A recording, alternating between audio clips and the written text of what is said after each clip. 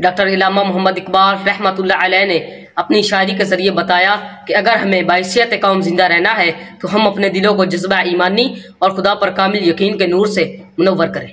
Doctor इलामा मोहम्मद इकबाल रहमतुल्लाह अलैह की मशहूर तसन्नीफ में से चांद एक ये भी है: इशारे खुदी, समूद बेखुदी, पैम मशरिक, ज़बूर अंजम, ज़रबे कलीम। उस कौम को शमशीर की हाजत नहीं रहती, उस कौम को शमशीर की हाजत नहीं रहती, और इसके जवानों की खुदी सूरते फौलाद, और इसके जवानों की खुदी सूरते फौलाद। नहीं है ना उम्मीद इकबाल अपनी किश्ते विरां से, जरा नम हो तो ये मट्टी भी बहुत जरखेज है साकी। मेरा तारीख अमीरी नहीं फकीरी है, खुदी न बेच गरीबी में नाम पैदा कर। इलामा मोहम्मद इकबाल रहमतुल्लाह अलैह एक मारूफ शायर, मुसन्नफ और कानूनदान, सियासतदान और तहरीक पाकिस्तान की अहम तरीन शख्सियात में से एक थे।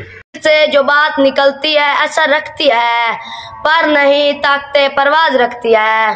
ना तू जमी के लिए है ना आसमां के लिए, यहाँ है तेरे लिए तू नहीं यहाँ के लिए। कोई काबिल हो तो हम शान कहीं देते हैं, ढूंढने वालों तो दुनिया भी नहीं देते हैं, ढूंढने वालों तो दुनिया भी नहीं देते हैं। डॉक्टर इलामा मोहम्मद इकबाल रहमतुल्लाह अलैह उर्दू और फारसी में शायरी करते थे।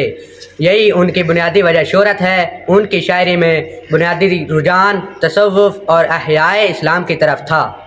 खुदी को कर बुलंद इतना के हर तकदीर से पहले, खुदा बंदे से खुद पूछे बता तेरी रजा क्या है। डॉक्टर इलामा मोहम्मद इकबाल रहमतुल्लाह अलैह 9 नवंबर 1877 को सियालकोट में पैदा हुए, जबकि 21 अप्रैल 1938 को लाहौर में वफात पाई।